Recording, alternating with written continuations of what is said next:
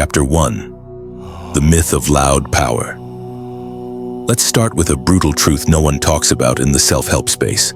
The loudest guy in the room is rarely the most powerful. You've seen it. The man who walks in and instantly starts talking, cracking jokes, taking up space, trying to own the room. But you know what really happens? People might laugh. They might even pay attention for a while, but they don't respect him. They don't feel pulled toward him. Because the room knows, even if they don't say it out loud, that he's performing. Real power doesn't announce itself. It doesn't explain itself. It just is. And that's what this video is about. The silent power, the Stoic energy, the kind of presence that doesn't need words to dominate a room, because it's already been felt the moment you walked in. Now here's the shift. Most men think they need to say something impressive to get attention. But real presence isn't built through noise. It's built through body language, energy control, intentional stillness, eye contact, and the ability to be completely at home in your own skin without begging the room to validate you. This isn't theory. This is ancient. This is Stoicism applied to social dominance. Because 2,000 years ago, Marcus Aurelius didn't need to bark commands to be respected. He was respected because he was composed. He was trusted because he didn't react. He was followed because he didn't need the spotlight, but still lit up every room he entered with presence. So if you've ever walked into a room and felt invisible, or overcompensated and felt fake afterward, or wondered why some men dominate without effort while you feel like you're trying way too hard, this script is for you. Because I'm going to teach you what schools, bosses, and dating coaches never do. How to command attention by saying nothing, and how the power of silent stoicism can transform the way you show up in dating, in business, in friendship, and in life. In the next 5 chapters, we'll cover the body language of Stoic dominance, how to enter any room without shrinking or performing, how stillness triggers status, why people trust calm over charisma, and how to practice this in daily life, even if you're naturally introverted. Let's kill the myth that you need to be loud to be powerful, because the most commanding men in any room are the ones who don't say a word and still get the final word. Chapter 2. Stoic body language, the discipline of presence. Let's get into the foundation of silent dominance. Your body, your posture, your stillness. You don't need to say a word to influence a room, but your body is always speaking, whether you realize it or not. And here's what it's saying when you walk in. Do you believe you belong here? Do you trust yourself to lead or observe?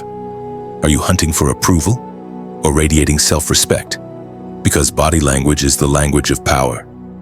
And Stoics understood this long before alpha male content started flooding your feed. They knew that a man who can control his body can control his energy, and a man who can control his energy almost controls the room. Let's get brutally clear. When you walk into a room hunched, fidgeting, darting your eyes around, nervously smiling at everyone in sight, you've already lost presence. You've told the room, I need something from you. But when you walk in upright, grounded, shoulders relaxed, eyes soft but direct, and most importantly, when you're not in a hurry to impress or respond, the room doesn't just notice you, it orients around you. Because calm men are rare, and rare is always valuable. Now, I'm not talking about cartoonish power poses. I'm not saying puff your chest and pretend to be a statue. I'm talking about intentional physical restraint, a stillness that signals control over yourself, over your breath, over your environment. It's the same energy Marcus Aurelius cultivated as emperor. He didn't fidget, he didn't posture, he didn't demand to be heard. He was heard because his presence carried weight before his words did. That's what Stoic body language is all about. Controlled movement. Still hands, grounded posture, steady breath. Zero rush and eyes that say, I don't need to speak to be seen. Stoic body language blueprint. Practice these until they become second nature. Walk slowly and deliberately. Speed is often a sign of nervousness. Power moves with purpose. Keep your hands still or resting calmly. Avoid fidgeting. Let your body be an anchor in the room. Stand tall but not rigid. Relaxed strength is far more commanding than forced posture. Make eye contact but no more sit, but never chase it. Look at people when you speak. Look away when you're done. Never linger to check their reaction. Let your stillness speak first. Don't rush to fill silence. people lean in when you lean back. Self-reflection. What does my body say when I enter a room? Do I move with calm or with need?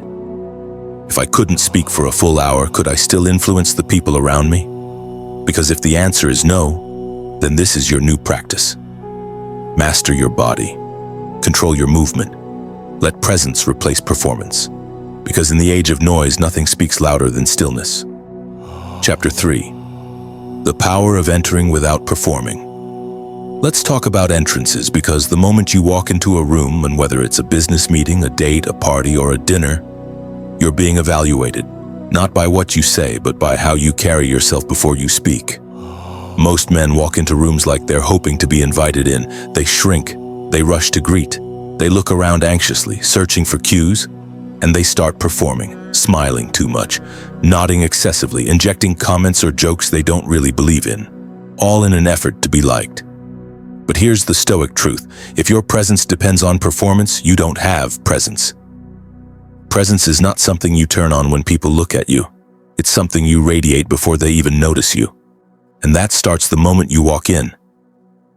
Let's use an example. You enter a room of powerful people, sharp-dressed, high-value individuals. The average guy walks in and immediately scans the room. Who should I talk to? Who's looking at me? Do I look good enough? Should I check my phone? He's shrinking. He doesn't realize it, but his energy is begging the room to accept him. Now imagine a Stoic man enters. He doesn't rush in, he doesn't scan frantically. He pauses. He takes a moment to feel the space. He notices not just people, but the environment.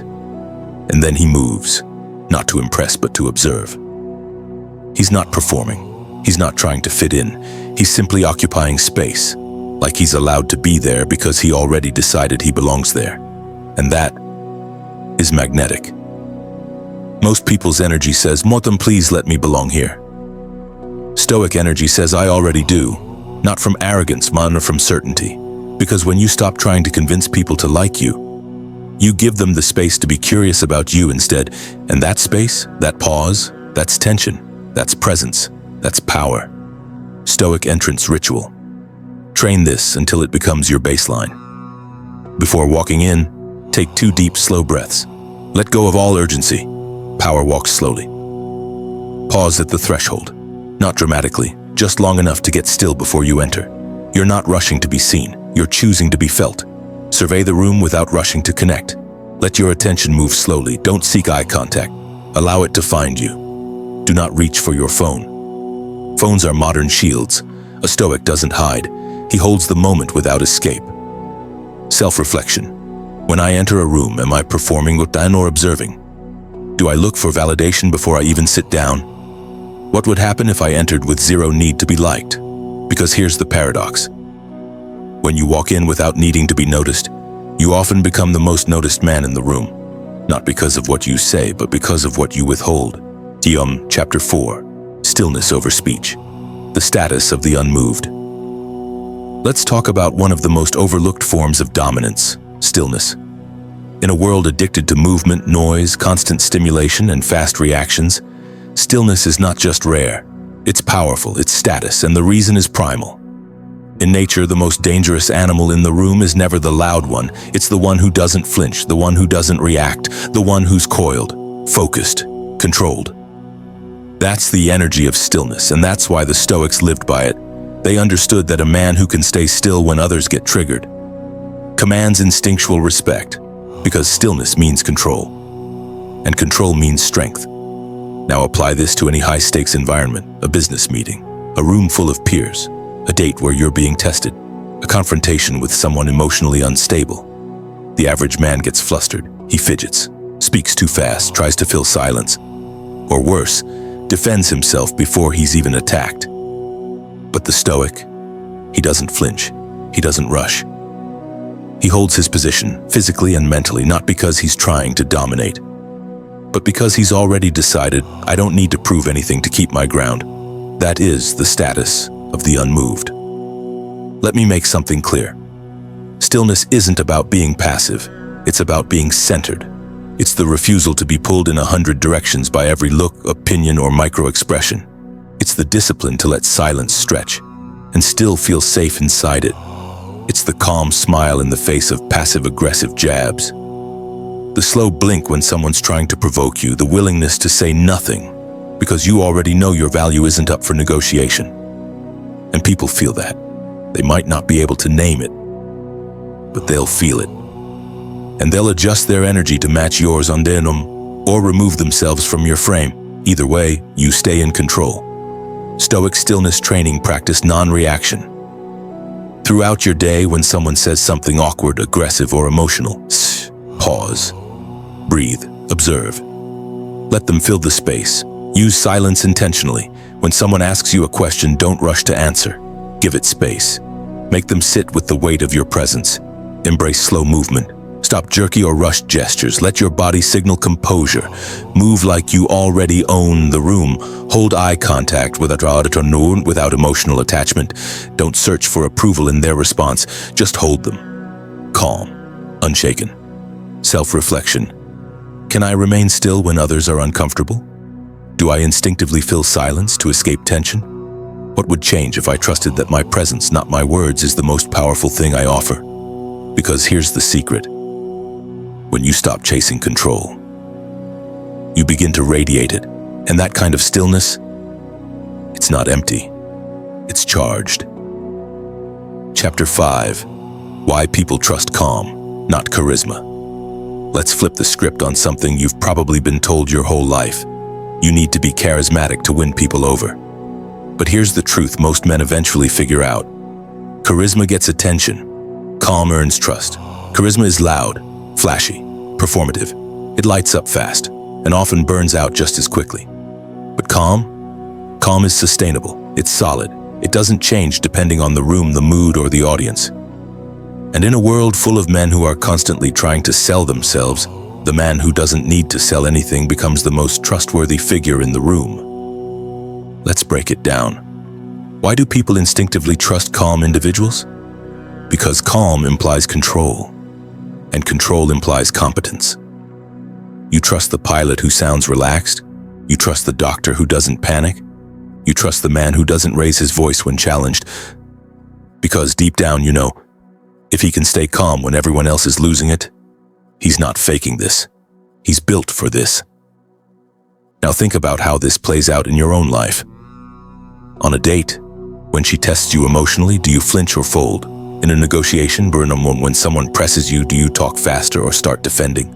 At a party, do you start overcompensating when you feel unseen? Calm men don't do that, because they're not trying to prove. They're just trying to be. And that is what creates presence that feels safe, dominant, and attractive, all at once. Here's the paradox. The more pressure you're under, the more calm you show, the more authority people assign to you. Doing this without you asking for it. That's not charisma, that's command. And the best part? You don't need to be extroverted. You don't need to be the loudest or funniest. You just need to be unchanged by the emotional current around you, because emotions are contagious. But so is control. Calm over charisma practice. Slow your speech in high-stakes moments. When tension rises, slow down your words instead of speeding up. People lean into control. Practice conversational minimalism. Say what matters. And stop there. No rambling, no explaining, no apologizing for your energy. Don't reward volatility. When others overreact, you under-respond. Train yourself to stay grounded when others seek chaos.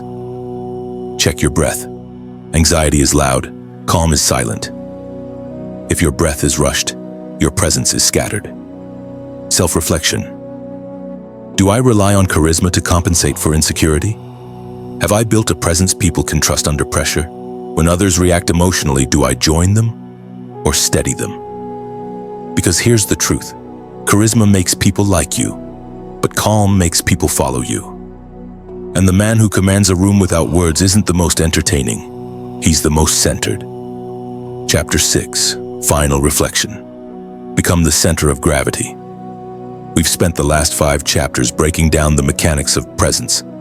How to carry yourself, how to move, how to hold space, how to stop performing us and start commanding. But now it comes down to this. Who are you when no one needs you to perform? Because a man who commands a room without saying a word isn't just well-practiced, he's well-rooted. He doesn't need to be heard to feel powerful. He doesn't need to be seen to feel worthy. He doesn't need to impress to know he belongs. He walks into the room with his own gravity, and the room shifts. Not because he demands it, but because he doesn't need it. That's what Stoic presence is. Unshakable, calm, silent confidence, non-reactive strength. Rooted identity, and it's rare, which is why it's respected, which is why it draws people in, which is why it works. Whether you're with a woman in a boardroom or standing in silence at the edge of a chaotic world, you don't have to posture, you don't have to chase charisma, you don't have to steal the spotlight, you just have to become so aligned with your values, so comfortable with your silence, so grounded in your presence, that the world adjusts to you. The Stoic practice of power without words. Here's how you build this. Day by day. Morning ritual. Begin your day in silence. No stimulation, just 5 minutes of still breathing. Presence starts within. Daily challenge. Practice entering spaces with zero need to perform. Observe before you engage. Say less. Be more. Evening reflection. Ask yourself, did I lead through my energy today, or did I try to be liked through effort? This is not about being perfect. It's about becoming a force. Still, steady, focused. Final reflection. Can I be powerful without being loud?